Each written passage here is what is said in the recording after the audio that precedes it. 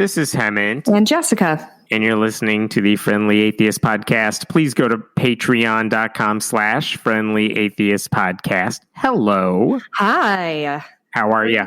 I'm doing okay. It's very cold where we are and very snowy. It is. And I'm going to try not to leave my house for about a week.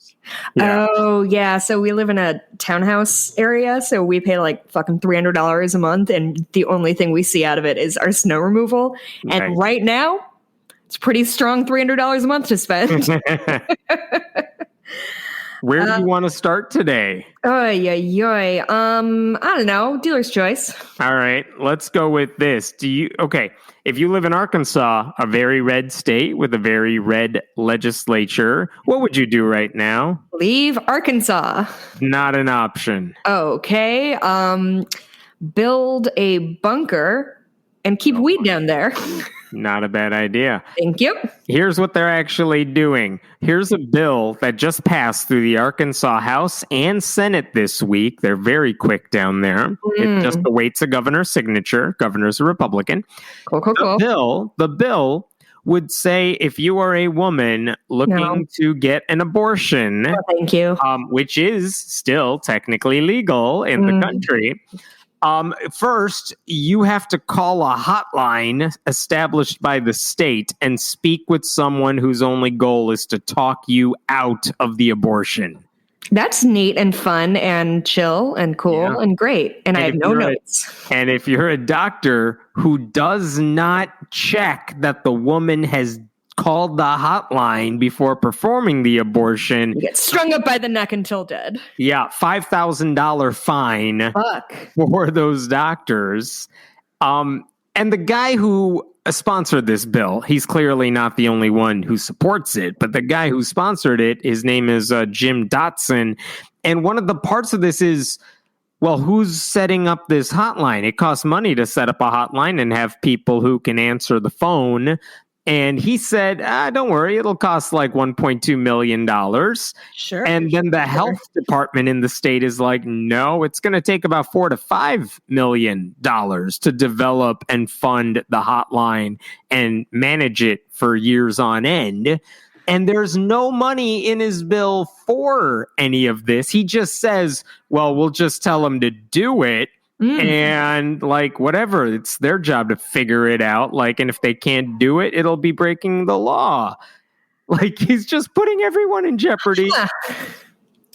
That feels like a pretty big fucking swing for no positive benefit to literally anybody. Yeah, so. This doesn't benefit women in any way. By the way, the law specifically says the people on the other side of the hotline answering the phone, they literally cannot help you in any way get an abortion. They can't recommend anything. They can't suggest anything. They just have to try to talk you out of it. Now, of course, a woman could call and just, dial the number and walk away. But again, the point is it's another obstacle in the path, which is all Republicans want to do, because this guy has no desire to help people in Arkansas deal with any of the factors that tend to lead to increased abortion rates. Yeah. Also, just really quickly, I don't know why I just happened to Google Arkansas children just to see how they're doing with like the human children that they have. Yes. According to a 2018 survey from the CDC, Arkansas has one of the highest has the highest rate of childhood trauma. About 60% of children have experienced at least one ACE, which is adverse childhood experiences, while the national average is 45%, which is alarming in and of itself. However, maybe, I don't know, I'm not a governor, but maybe I would move some of that money away from people sitting in a cubicle talking a woman out of a thing that she's already decided she wanted to do with her own body. Nope, maybe not move it to child services would be my first. Maybe early childhood education would be good. Educational classes for young parents. Like, I just have a list of things that could improve things for living humans. Sorry. Nope. Not a Republican in Arkansas. Not going to happen. Sorry. Yep. Well, that's fun. I don't know if the governor is going to sign all these crazy bills. Like, the governor could just say, no, you're asking for money that we don't have, instead of saying this is bad for women. But well, really. Republicans have told me my entire life that they're the party of fiscal responsibility. So I'm sure they'll do like a tax hike among the wealthiest 1% to cover this, and not like, I don't know, defer money from schools or healthcare. Not an option. Cool. Okay, we're sticking in Arkansas because the same legislature passed another bill this week. I mean, again, state house voted on it 75-10, and the state Senate voted 31-0. So same bill. Here's same legislature, but this time, this other bill would basically say, in the case of a pandemic, you cannot shut down churches in the case of an emergency. They want to basically allow churches to become super spreader events, for the next pandemic. Okay, here's my question now. Yeah. We're about a year into this thing. Yeah. What is their goal? Have we learned anything? No. Well, yeah. So, like, at the beginning, it was COVID isn't as bad as the flu. The flu, it's not as contagious. It's not as bad. It's not real. Masks don't work. But masks do work. So if masks work, we can do big events. We've been doing this for fucking 10.5 months. Yeah. And so at this point, they must know that COVID is an absolute real threat, because we've lost a 9/11's worth of people a day for the last 6 months or whatever. They know it's contagious because it spread through the White House. They saw their precious president get it. Can you explain to me what their goal is? Are they still on team COVID isn't that bad, or what the fuck is going on? Yeah, it's not that bad. Jesus provides immunity. Vaccines, take it or leave it. That's kind of where their stance is. And basically their argument is, if you're going to keep grocery stores open, you can't shut down churches as well, which, again, those are apples and oranges, not the same type of essential service. American Atheists pointed out that one of the Senate Committee on State Agencies and Government Affairs, a subcommittee in the state Senate in Arkansas, is chaired by Jason Rapert. Oh, that motherfucker. The future lieutenant governor of the state. And AA pointed out, like, lawmakers showed they care more about pandering to fringe church leaders than protecting all Arkansans. And, by the way, when they released that statement, Rapert came onto the Arkansas floor in support of the bill, and he basically said American Atheists represents what's wrong with America, because I guess they're trying to save lives. Atheists are what's wrong with America. That's a hell of a take, considering the last 4 years, if I'm being honest. Yeah. Now, I was wondering, like, how did I know they're vastly outnumbered in the state legislature, but what the hell are the Democrats saying in that state? And here's one example of this is Democratic State Senator Linda Chesterfield, who voted for this bill, the Let's Make Church Super Spreader Events bill. And she said she was planning to vote for it. I assume that's what it's called. She said she's planning to vote for it because, quote, I think people have the right to decide whether or not they want to kill themselves. Wait. It's about personal responsibility. I'm sorry, you said this was a Democrat who said that? That was a Democrat who said it.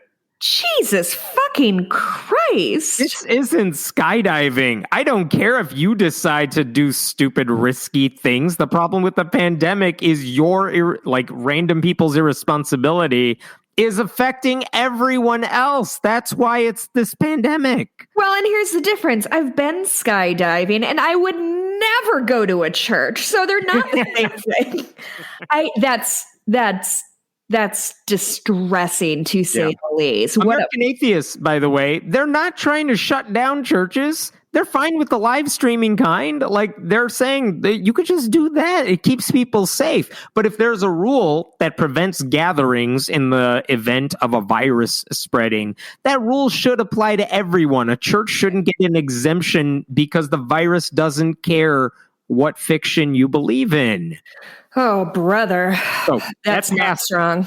That also passed the Republican House and Senate in Arkansas and awaits a governor's signature. So there you go. I actually have some interesting, maybe good news, I guess. Okay.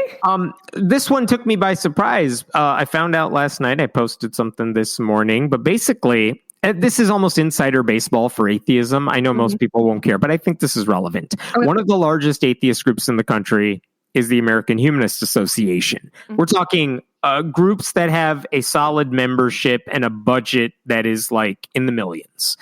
Right. There aren't many of them. That is one of them. And the person who's been running the AHA for the past 15 years is Roy Speckhart. And he's been with the American Humanist Association for 20 years. So 15 running it, 20 being a part of it. He announced today that he is stepping down from the organization. Nothing bad. He said, I'll stick with it until we find a new person to replace me, but I'm going to move on. I'm going to take a point of personal privilege. That's really sad. I've known the guy ever since I got involved in this, whatever you want to call it, community. He's one of the solid voices of reason, a person I can talk to, get straight answers from, like a good dude for the past 20 years for me. So I'm sad to see that he's leaving. Just to give you a breakdown in case you're not familiar with him or what the group does. He is one of the reasons that there is a Secular Coalition for America lobbying group in Washington, D.C. He helped create this, or really helped grow this legal team at the AHA, which argued in front of the Supreme Court last year. He helped convince Representative Jared Huffman to go public with his humanism. That's some of the stuff Roy did while he was in charge of the AHA. These are things that don't get a lot of public attention, but they actually do have an impact in terms of how the media and how people see atheists and non-religious people. And the AHA has also been kind of at the forefront in our movement in terms of elevating voices who are not your stereotypical atheists. They have a social justice committee. They have a feminist, I don't know what they call it, a caucus or a committee for the AHA as well. And in fact, this is the thing that took me by surprise, because every nonprofit, they always have leadership changes here and there. Sure. But this is what stood out to me as Roy is stepping down, because I asked him, why are you leaving? There's no reason. I mean, I'm sure there's some internal whatever he has to deal with, but why now?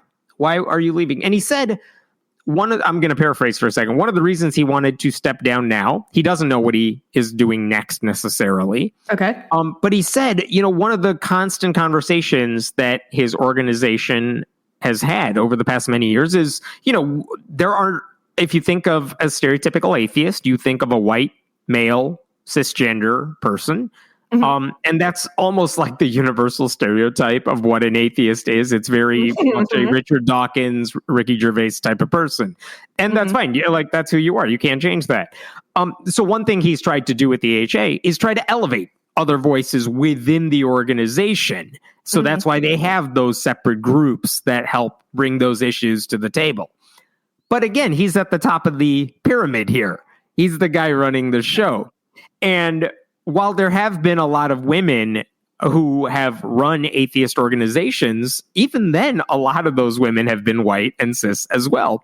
Yeah. And so he said, it's really hard to create change when I'm the guy at the top of this pile. And as much as I want to change the who's kind of the go-to person in our movement, that doesn't happen if I'm the one still here. So one of the things he said in a statement is that I'm quoting you now, I've decided it's time for me to step down and make room for new leadership. It is my emphatic hope that my seat is filled with a black or brown humanist, because our movement has gone too long without such diversity at the helm. Wow. And this would open the door for the AHA to truly achieve its potential as a humanist and anti-racist institution. And just to be clear, that doesn't mean white people don't apply. The position is posted on LinkedIn. It's open to anyone who wants to apply. May the best person get the job.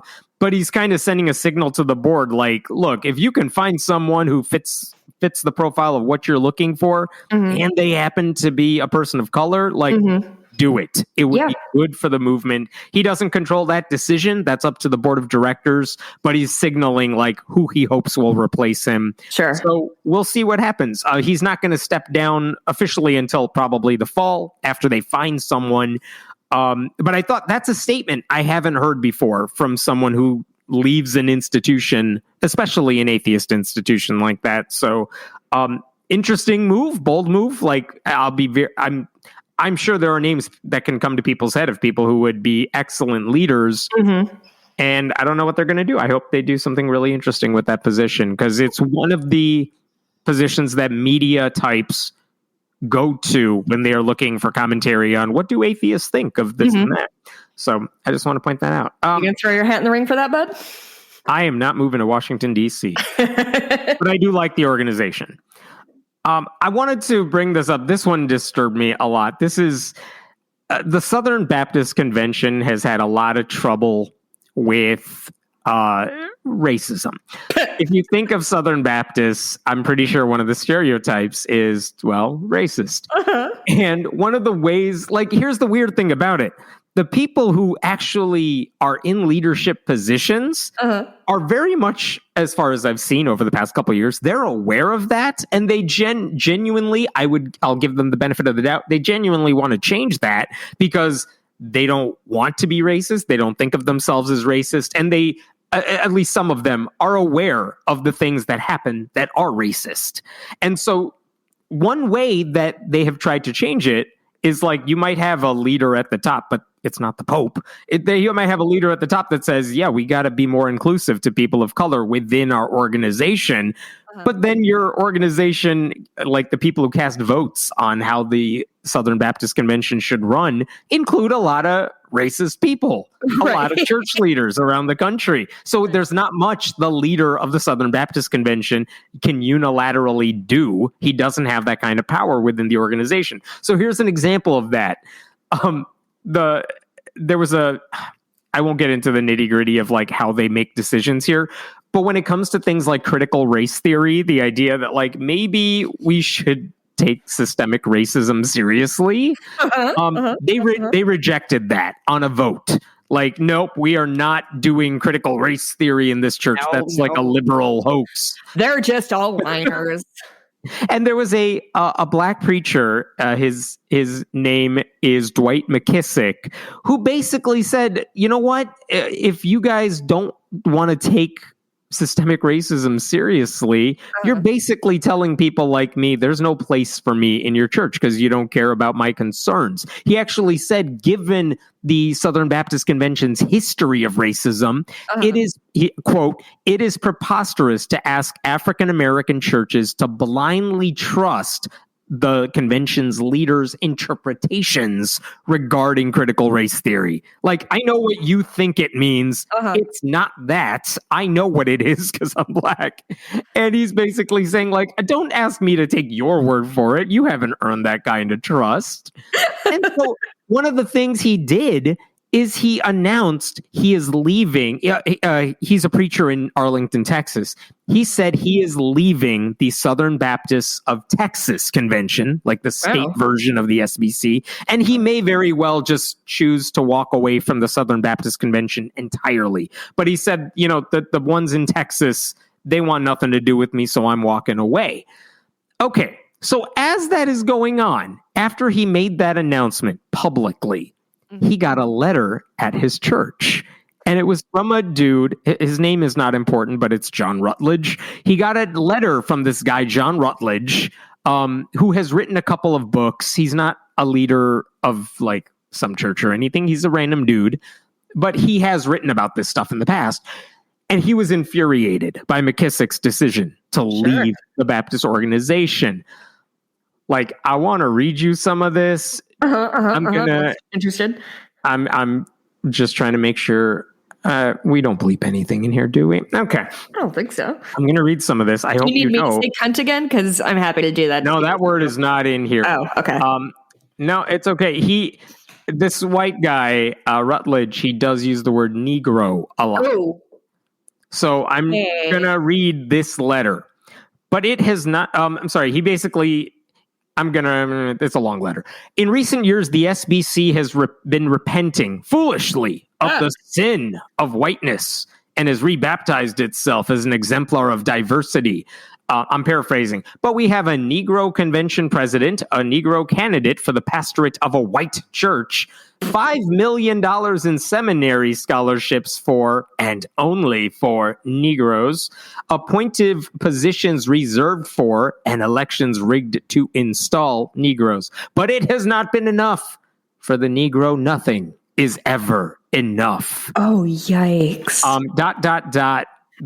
sorry. Yeah. This is from 1952? Or? This is from this week. LBJ's Great Society and War on Poverty gave the Negro the keys to the U.S. Treasury. Yeah. Sorry, if LBJ couldn't solve your problems, I don't know what we're supposed to do. He did all that, and yet, quote, the response to which has been ingratitude and, this is all one word, give us mo! Exclamation point. No. Legislation leapfrogged. M-O apostrophe, like give US MO like the Spike Lee movie? Oh, yeah, no. Yeah. Legislation leapfrogged the Negro over whites, placing Negroes in residences that they could not otherwise afford and granting them unmerited entry into classrooms and boardrooms. Yet they remain savages. They defile and diminish every arena in which they parade. Seeking seeking another white bastion to badger and beleaguer, they invaded the church. Oh, okay. He got carried away in the alliteration there. Yeah. But those are beyond the Negro's intellectual capacities. Like 2-year-olds, they know only how to whine and throw tantrums. The SBC should bid them goodbye and good riddance. Cordially, John B. Rutledge. Oh, well, as long as he's cordial. That's a real letter. Oh my God. Oh boy. Usually the racism is more subtle than that, but he's definitely just saying the quiet part out loud. Like he's saying nothing different than any like congressional person who doesn't want to do anything about race. They're like, whatever, they're just whiny assholes. Like it's their problem, not me.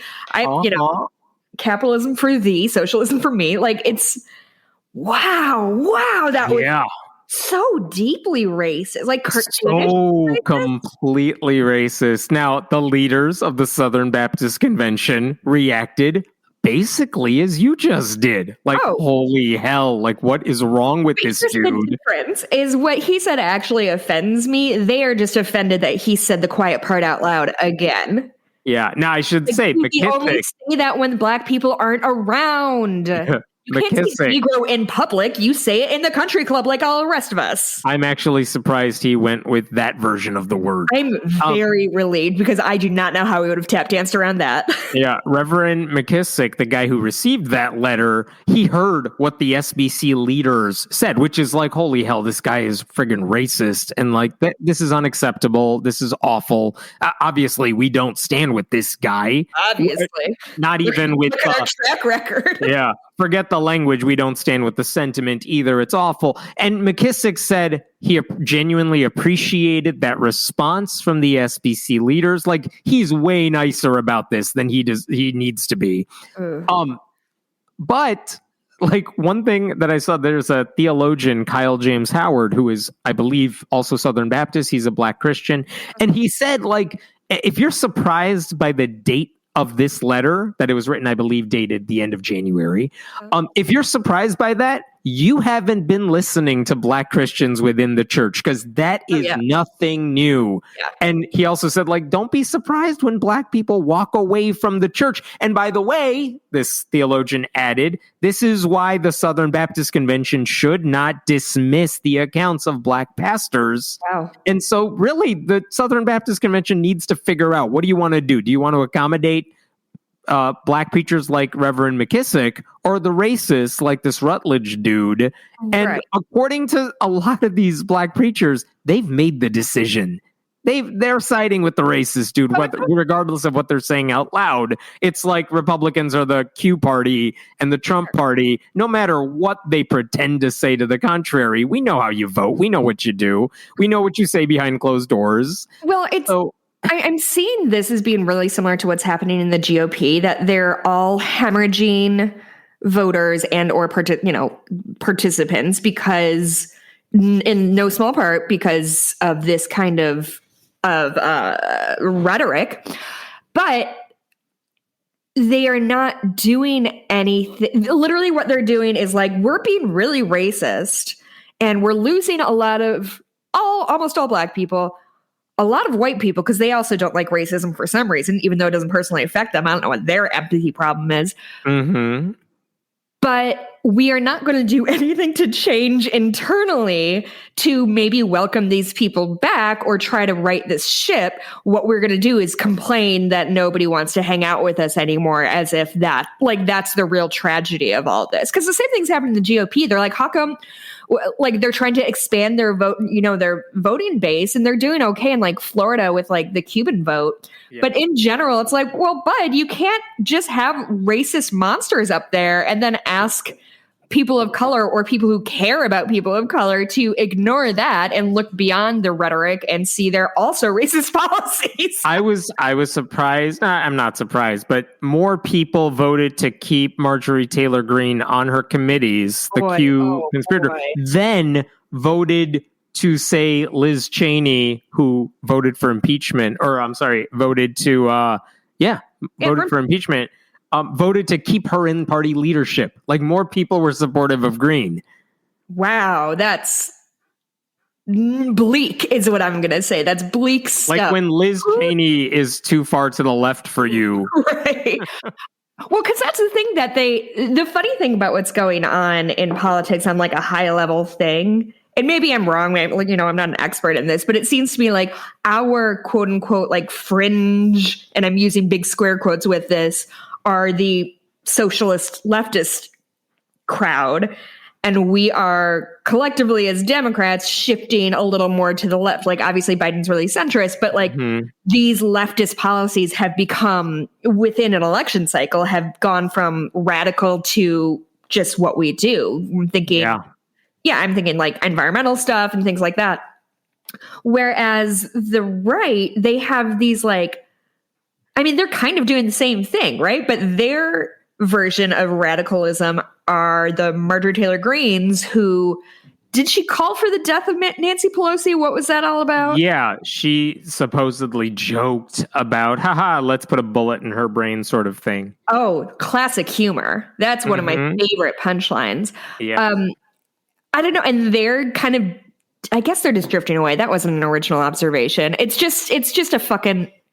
And they're just like abandoning their center for the far right. Like you said, if Liz Cheney, who is not an ally, I would argue, is too far to the left for them, I'm not sure how they're going to keep moving forward unless they can elect a shit ton of Marjorie Taylor Greenes.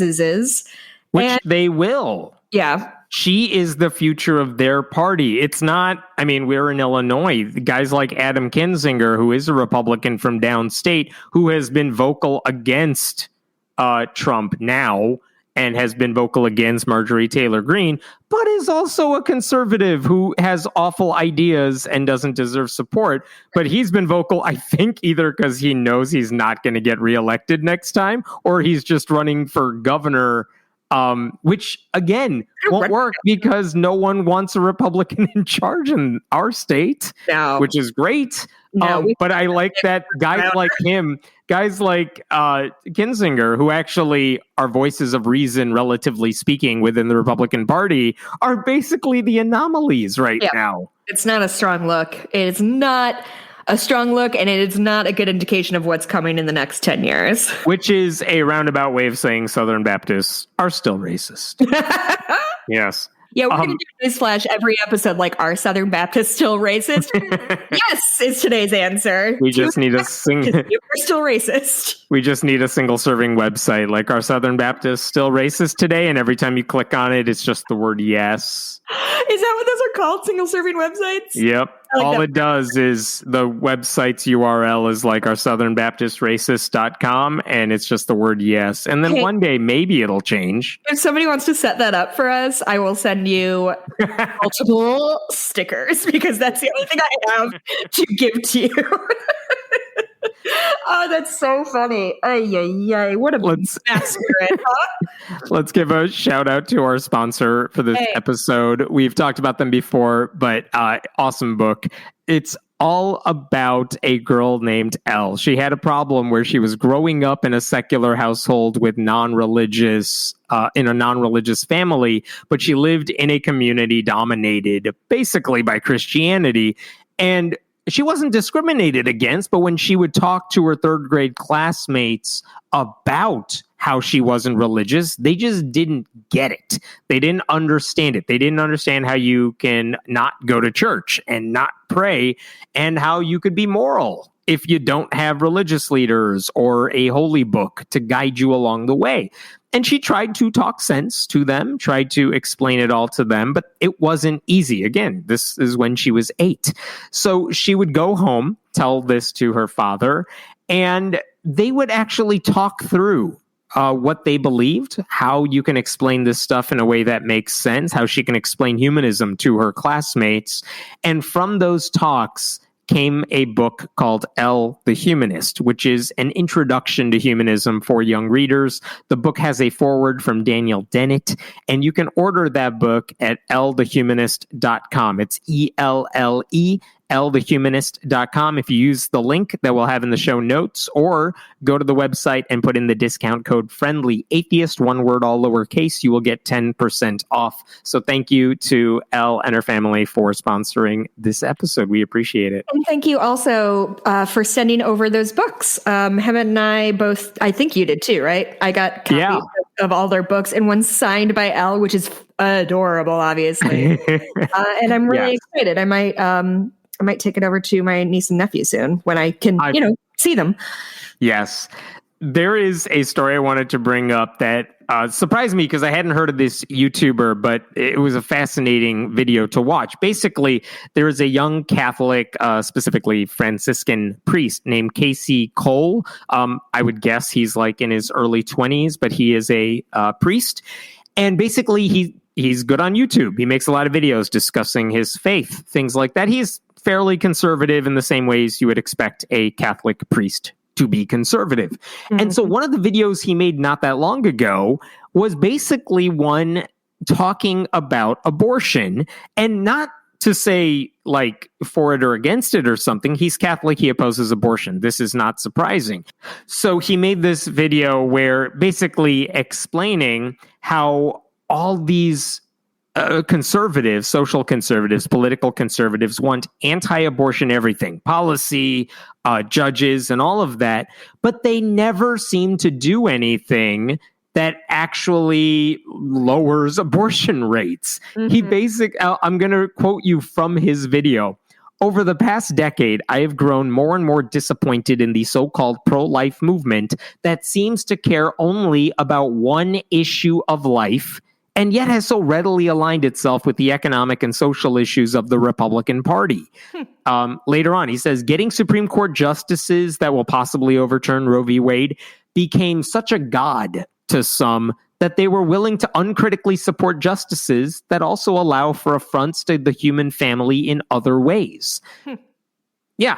And so basically he's saying, look, if you're supporting, I'm paraphrasing again here, if you're supporting a party that allows 450,000 people to die in a pandemic because they don't take care of things, or that don't do enough to address poverty, or don't deal with affordable healthcare, or any of the policies that actually lower abortion rates, or ignore the environment, then you don't care about life. You care about everything until the birth canal. And you don't get to call yourself pro-life if you're doing that. And again, I just want to point out, he is anti-abortion. Mm-hmm. He genuinely is pro-life and he believes all that stuff.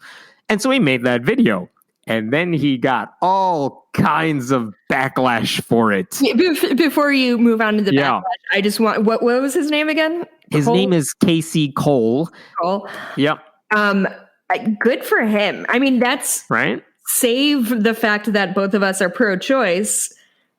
That's the rant I've done every other week for 4 years. Yeah. Yeah. It's the exact same thing. That's so refreshing to hear. I'm very excited. The YouTube comment section went after him on his own video. Members of the Catholicism subreddit, they described him as going off the rails and disingenuous.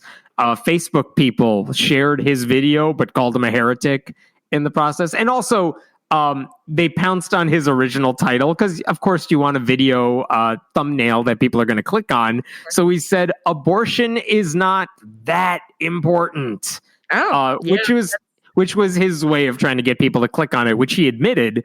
And I totally understand where he's coming from on that. But he's not saying like abortion is okay in his perspective. He's saying if you care about being pro-life, you got to care about all aspects of it. Right. So they're like, how dare you pretend abortion is okay, which is not what he was saying. So anyway, he made a follow-up video trying to explain himself even further, which personally I think was a mistake. Like you said it right the first time. You don't need to. I feel like that's something you taught me, like when in my first blogging days, if like something got backlash, you're like, do not go back in and try to double down. You said what you said.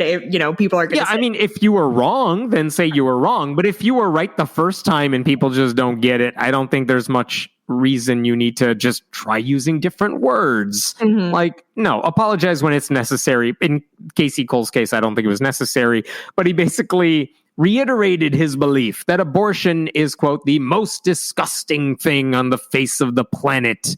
Dang. Which is weird because there was a Holocaust. Yeah, I do remember that. Yeah. But again, something he didn't address, but which I think is a valid question. If Joe Biden's policies, if the current Democratic Party's policies lower abortion rates, which they often do whenever there's a Democratic president in charge, shouldn't single issue abortion voters support that? If that's the only thing you care about, trying to decrease abortions, and that happens because Democrats are focusing on the root causes that lead people to seek out abortions. Right. It's not going to eradicate them. They are pro-choice in name, but it would decrease the rate. If all you care about is abortion, shouldn't you support Democrats in that case? And I think the thing we have said repeatedly, I think the thing even Casey Cole is saying here is that if that's all you care about, then you totally should care.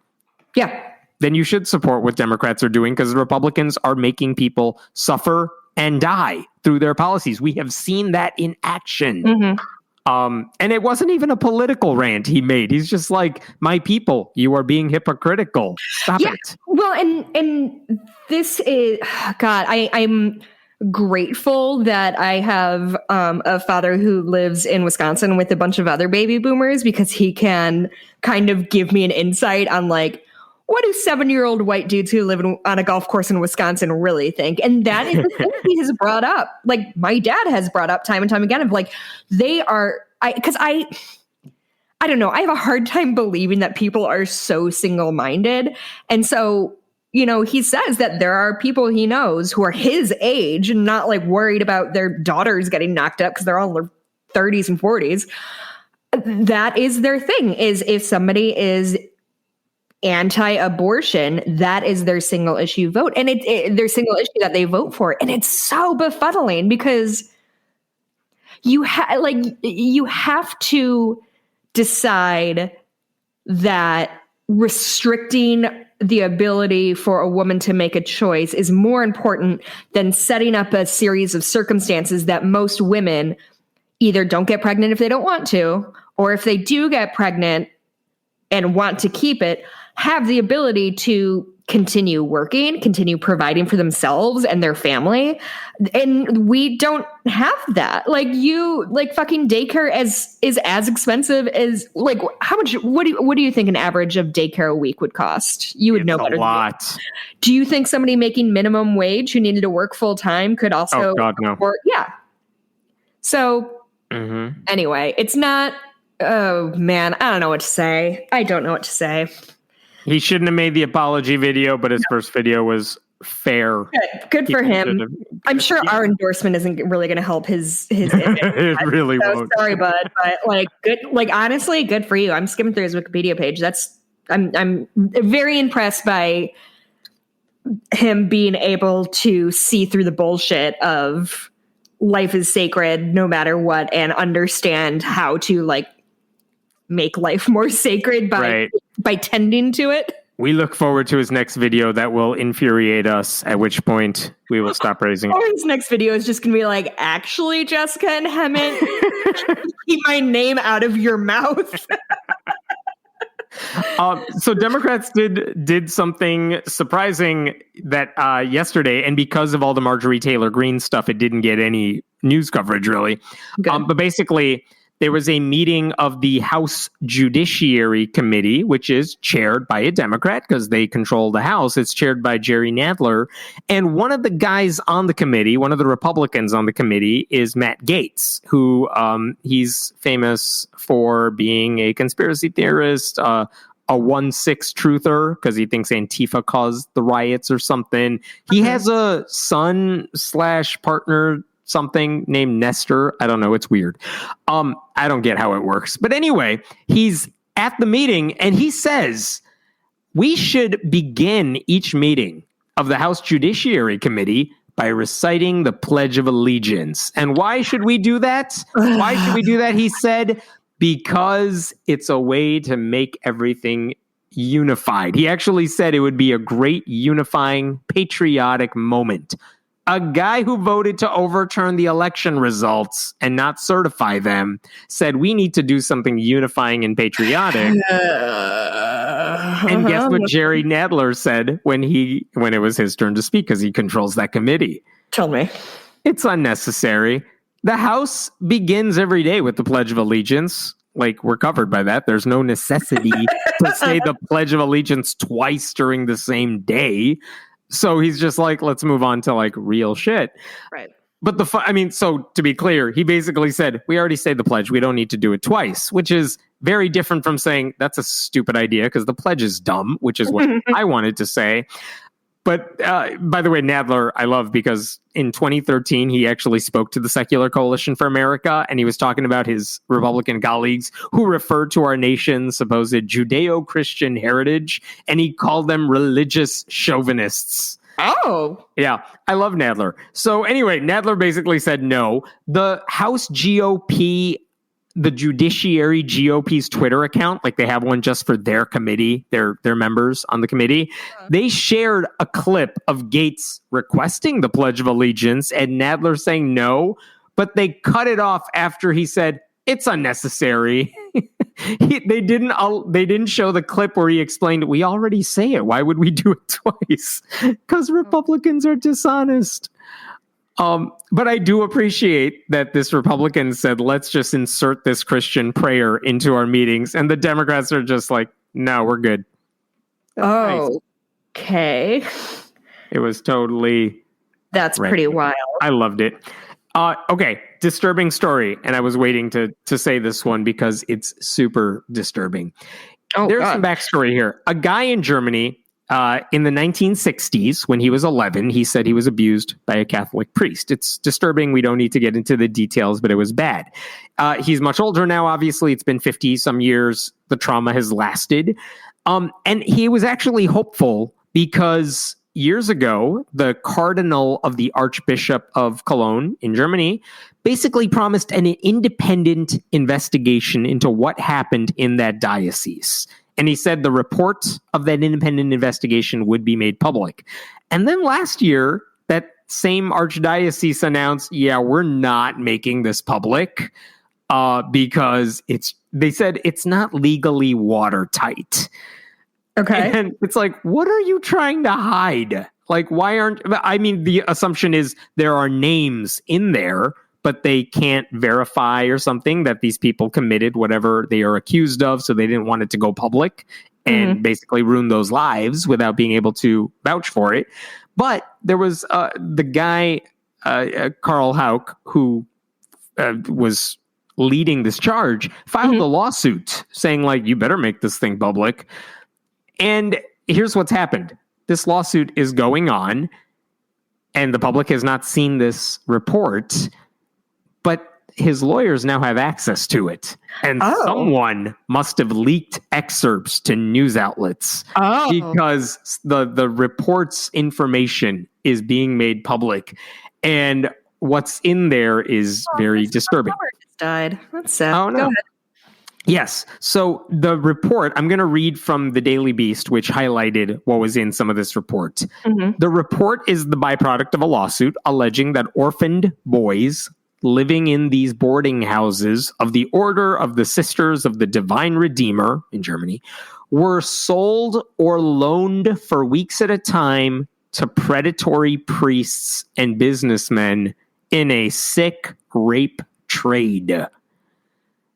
The men involved in the lawsuit say that as boys, they were denied being adopted out or sent to foster families because selling them for rape lined the sisters' coffers for their convent of horrors. He said the nuns often drugged him and delivered him to predators' apartments.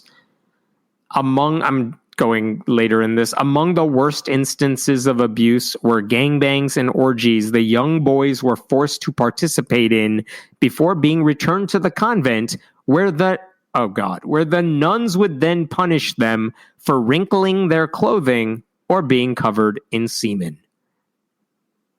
This can't be real. This is why the church didn't want to make this public.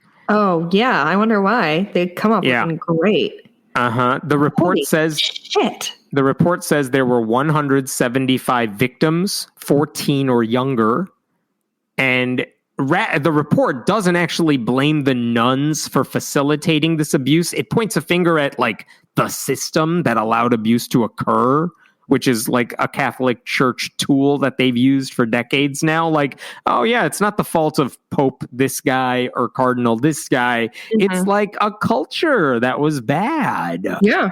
And so there, a version of this lawsuit, the report, a redacted version of it may still come out in March. But again, the bishop who now leads the archdiocese, like a newer guy, basically said the abuse report was so gory, it would be too shocking to make public. He actually told a Catholic news agency that after reading it, he had to take a month's sabbatical to recover. Which, I mean, yes, I understand, but also you're in a position to do something about it. And I mean, I would say most of the names, according to the article, most of the names mentioned in here, we are talking about priests who are long dead. Mm-hmm. Like there's nothing in terms of justice you can really get at this point, though the victims may deserve something for their suffering. But the point is like, just because it's too gory or too graphic or disturbing, that's all the more reason to make it public and not cover it up and hide it from people, because hiding bad things is what allowed this abuse to thrive in the first place. Yeah. Like the church needs to be exposed, and the worse the crimes, the more urgent it is we learn about what's happening. Because again, if you're Catholic, how do you, as I'm speaking biased here, like if you want Catholics to leave the church, they apparently need to read this shit. Because nothing else is working. Apparently, the sex abuse up to this point hasn't convinced Catholics to abandon the church. Mm-hmm. So, you know what? Put this out there. Let them see what their money is contributing to, historically speaking. Because I don't know what else is going to do it. At some point, some of these people need to be shaken out of their system to leave the church for good. I don't know what else is going to do it. Yeah, no, it's really scary and horrible. Jesus Christ. One more almost less disturbing Catholic story by comparison. We already knew with the Paycheck Protection Program loans in the U.S. last year, we knew that Catholic churches were among the biggest recipients. Mm-hmm. According to one estimate, when that information was made public, of the 17,000 Catholic churches in the U.S., more than 12,000 applied for funding from the PPP loans, and most of them received a good chunk of money. And theoretically, this was money not for religious purposes, but to keep the lights on, pay your staff because no one's making any money. We don't want people to gather. Right. But this week, the Associated Press found that based on new information we now know about those PPP loans, a lot of those churches were already sitting on piles of cash. They did not need the money. Do you remember one of the first groups that got PPP loans we found out about was like Shake Shack or the Steakhouse? And my everyone was when the Ayn Rand Institute applied for it. That was really the best moment of 2020. Chef's kiss right there. Yeah. And like Shake Shack got the money and everyone got pissed off. It's like, you have money. Mm-hmm. This is supposed to help mom and pop shops that can't do anything. Mm-hmm. Well, like, why do you need the money, Shake Shack? Right. Why do you need like millions of dollars? And they were so embarrassed. Yep. Yeah, they paid back the money because they're like, you're right, we don't need $10 million. Right. Million with an M. Keep that in mind. Because they didn't need it. It was supposed to help small businesses, not large corporations. Mm-hmm. Well, these Catholic churches, across the United States only, they sat on over $10 billion with a B, $10 billion in cash or short-term investments or other funds. And a lot of that money only grew over the course of the year, despite the economic downturn. Mm-hmm. The Associated Press said that even with that safety net, the 112 dioceses that have shared their financial statements collected at least $1.5 billion in taxpayer-backed aid. They didn't need the money. Mm-hmm. And again, this is later in the report. Overall, the nation's nearly 200 dioceses and other Catholic institutions received at least $3 billion. That makes the Roman Catholic Church perhaps the biggest beneficiary of the paycheck program. Cool. And the AP That's found definitely how this should go. Yeah, the Catholic recipients also got roughly twice as much as 40 of the largest, most well-known charities in America combined.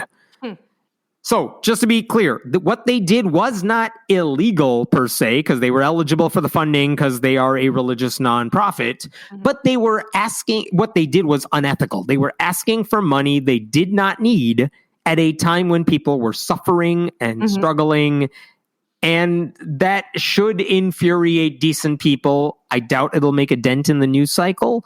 But the point is, like, if this money is supposed to help people who are struggling, the Vatican, the church, they are not suffering. I'm sure these dioceses think, like, well, we're not as rich as we used to be, but you're fine. You are sitting on piles of cash. Lower your seat, like, give some of that money out. Sell a golden throne, you'll be fine. Right. So the Catholic Church took in more in PPP. I mean, I've heard plenty of people say no religious institution should get the loan.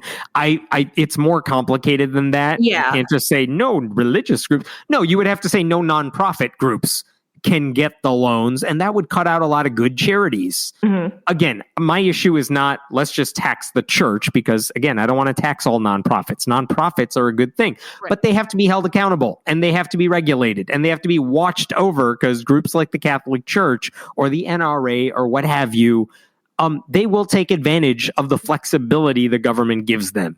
Yeah. And in this case, they took billions of dollars that were meant for people who are struggling. Again, the Catholic Church doesn't care because it never cares about those people. It's the same conversation we had about the abortion issue. Right. Oh, that's all I got for now. Actually, do you want to talk briefly about an email that we got a few days ago? Go for it. Yeah. Okay. So this came from Dawn. She sent it over after our most recent episode, 359, looks like. We're almost at 360. That feels like a thing. Does that mean anything to you? Also, nothing. That means we missed 350. Sorry. So anyway, she writes, she says she loves the show, but she felt that some of our comments last week were incredibly unfair. She said, quote, although I can understand the points you both made, the hyperbole leaves our side vulnerable to being dismissed. So she gives a couple examples of you and I discussing Republican lawmakers, and sort of, I'll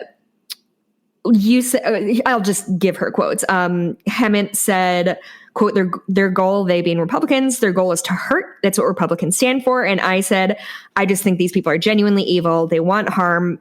they want to harm people for their own. I don't know. I don't understand why. And that's the reason I don't understand Republicans. It seems to me that these people just go out, want to cause harm wherever they go. And then I later called them racist, misogynistic Nazi monsters, which I see there's hyperbole there.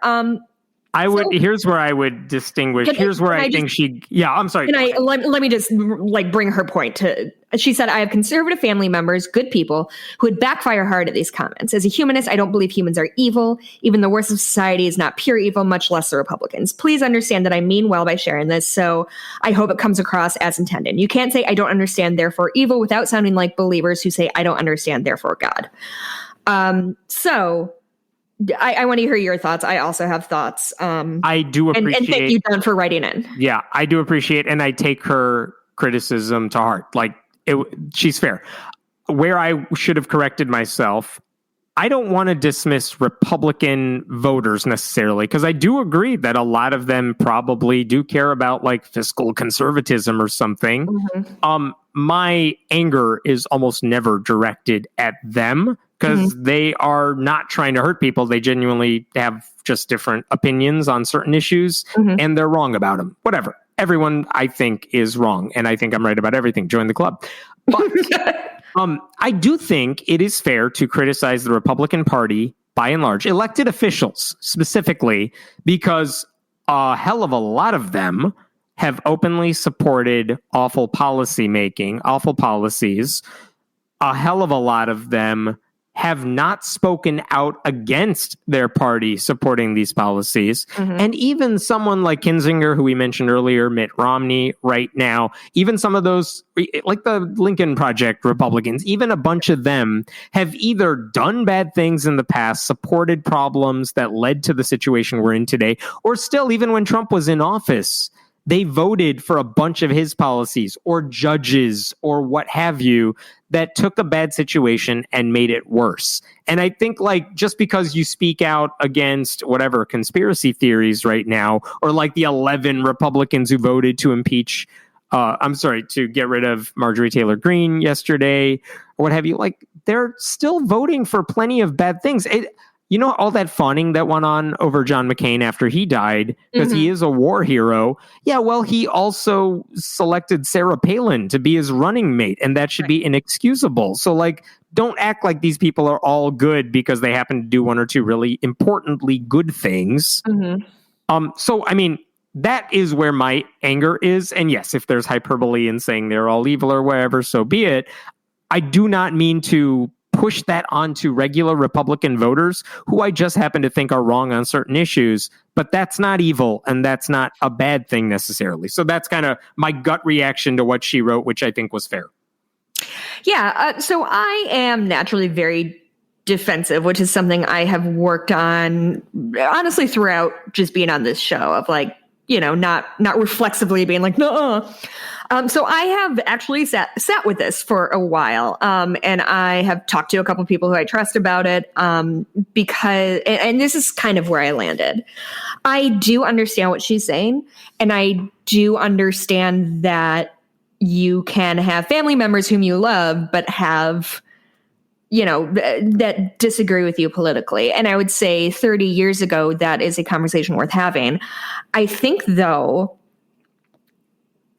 I do not think you can say somebody is a quote unquote good person, which of course that's an arbitrary, good and evil isn't real. They're conceptual terms that we kind of talk about. I don't believe in evil as a concept. Evil is a hyperbolic term to say somebody's an asshole, but it's less sweary. The one place I do want to push back on her though is that she said that, what did she say? You can't say I don't understand, therefore evil. Without saying believers who say I don't understand, therefore God. I don't think that's a fair assessment of things, because when I say I don't understand Republicans, what I mean is I don't understand why they feel like it's important for them to continually target people who are less privileged, people who are non-white, people who, et cetera, et cetera. Just because I don't understand why they do it, I can see their actions. And so I don't understand why they would do this, but I understand that they do it because they are passing legislation, and I can see what they write, and I can see what they tweet, and I can see what they say. And to call them monsters is not to dehumanize them, because it's very difficult to dehumanize the group that is running the fucking show. What is dehumanizing is passing laws that constantly are harming people who need the most support. What is dehumanizing is dismissing calls of racism. What is dehumanizing is pretending that their bottom line, whatever profit they're making, is more important than making sure Americans are happy and healthy and safe. And they've done that time and time again. They've chosen their own best interests over the greater good. And I don't know how else to describe that besides genuinely an evil thing. And like, I don't mean evil in a supernatural way. It, to me, is a horrible thing that people do to people who cannot help it. So I also want to say that I just don't think you get to support the GOP, but then, and all of their policies that we know are harming people. We talk about it every week in and out on this show. I do not think you get to say, like, yeah, my uncle is a Republican, but he's nice to me, so he's a good guy. And I also don't think that saying somebody has bad intentions is dismissing them out of hand, because sometimes people have bad intentions. Man, I don't know.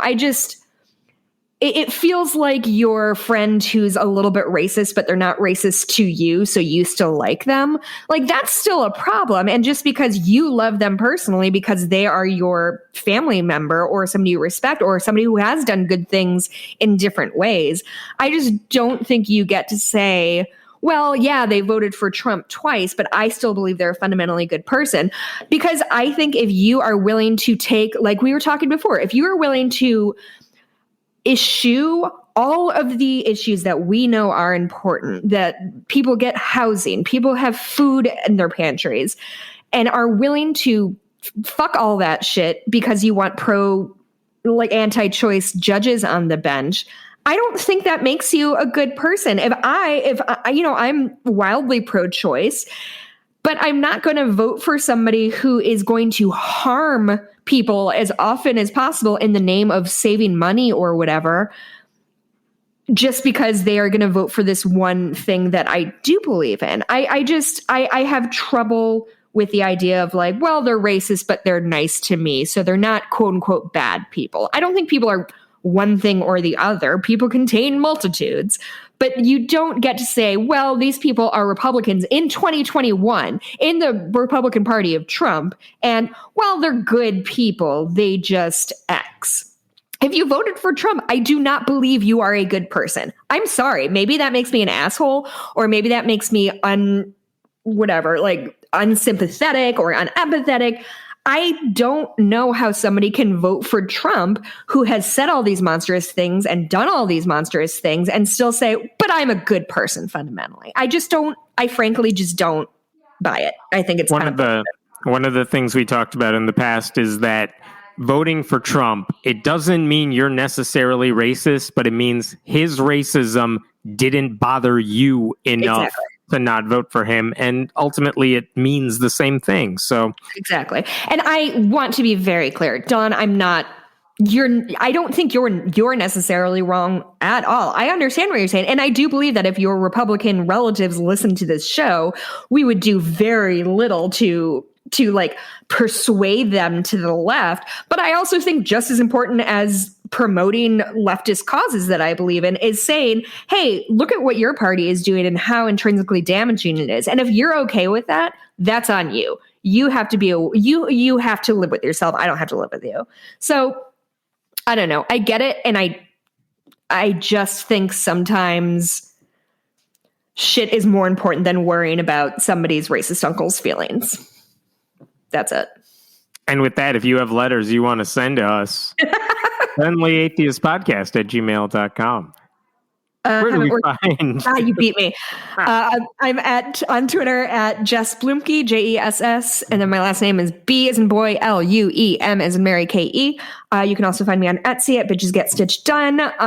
And if you are looking for more of me wildly rambling, my husband and I do a Twin Peaks podcast. So we are deep into the third season right now, and it's been a whole lot of fun. Episode 8 is coming out soon, so everybody get your bongs because it's going to be fucked up. If anyone's seen Twin Peaks The Return, no idea what you're referencing. It's very funny for the 12 people who listen to this podcast and also know about Twin Peaks. It was a good joke. It was fundamentally solid. We actually, last week, I released on this, wherever you're getting your podcast right now, I released an interview I did with an author, Alice Gretchen. She's an actress and just released a memoir called Wayward. And I get a lot of books sent to me to like do possible reviews for, and most of them are very bad. This one, I'm not just blowing smoke up her ass or something. It was really good. And it was really compelling because she escaped fundamentalist Christianity and purity culture. And basically, imagine coming from like a very Duggar-ish lifestyle, not a quiverful thing, but just a very conservative Christian purity culture to become an actress in Hollywood. And how do you take that leap? And what leads to that, even the confidence it takes, the courage it takes to make that leap is fascinating. So check out that interview. It's on your feed right now through this podcast. So you can find me at Hemant Mehta on Twitter or friendlyatheist.com. If you like the show, go to patreon.com/friendlyatheistpodcast. Smash that subscribe button. I don't know what the kids say. Tell a friend about it. Yeah. Or don't. I don't care. Just live your life. I hope everybody's doing well. Oh, wait. I'm sorry. Do you have a heart out? I have one more thing I wanted to touch on really quickly. Go. Okay. So I have news. I am getting the vaccine next week. Oh, look at you. And I wanted to talk about it briefly because I am, being who I am, racked with grief, with guilt about it. Because I think I've mentioned it a few times on and off since I was in high school. I've been volunteering for the Hansen Center, which is a therapeutic riding association in Burr Ridge in Illinois. And I've been doing it since I was a kid. It's therapeutic horseback riding for mostly kids, but kids and adults with special needs. It's really good for them mentally, physically. It's great. And it's something that I'm very passionate about and I've been doing for a long time. They are under the umbrella of the Ray Graham Association, which is a pretty large company that basically finds housing and jobs for special needs people. It's a good organization. It's something I love. Last week I got and so I haven't been going to the barn for the last year because, there's been a global pandemic. And I've been going there every week besides this past year since I moved out to the suburbs. So about almost 5 years. I got an email saying, hey, we have vaccines available to both our riders and our volunteers. Please let us know if you'd like a vaccine. And so I emailed back to the woman, Leah, who runs the program, and it was just like, I would love it, but I also understand I only volunteer once a week. I haven't been there in a year. If you are like saving them for somebody better, I guess, by all means. But if they are available, I would like one. And then yesterday I got an email. I'm scheduled for next Tuesday or Wednesday in Elmhurst. I'm very excited. Excellent. I've immediately started feeling guilty because I have a lot of friends who are teachers and none of them have gotten their vaccines. And so I am personally dealing with some shit about why am I getting this? Am I taking it out of somebody else's arm? But ultimately, here are the things I'm trying to remind myself. And I'm hoping, I'm telling you all this because I'm hoping if other people run into this, I can help ease their mind a little bit because I've genuinely lost sleep over it. First of all, the fact that the teachers in my area aren't able to get vaccines is not Jessica's fault. It is the fault of a botched rollout of these vaccines. That's one. Two, if I don't get that particular vaccine, they're not going to fly it over to like Naperville Central and put it in my friend's arm. And three, every person who gets the vaccine is ultimately helping everybody else by reducing the ability for it to spread. But it's just something I've thought a lot about because like I was embarrassed to tell my friends who are teachers that I'm getting it because they still can't get it. And I just feel like shit about that. But anyway, I just wanted to let you guys know that that's happening. So I'm very excited about that. So I don't know. Hey, Hemant, where do bloggers fall on the vaccine importance? If the first category is 1A, we're at 100F. Oh, okay, cool. Good to know. So maybe in, I don't know, 3 or 4 years, we can get together in person again and record this. Sounds excellent. But yeah, so that's awesome. And I agree. If you're not like cutting in line, but you have a chance to get the vaccine, I don't care. Go get it. Yes, I'm totally with you on that. Yeah. But don't worry, I'll keep losing sleep about it if that makes anybody feel any better. Okay, that's it. That was all I wanted to talk about. All right, we'll see you next week. Bye.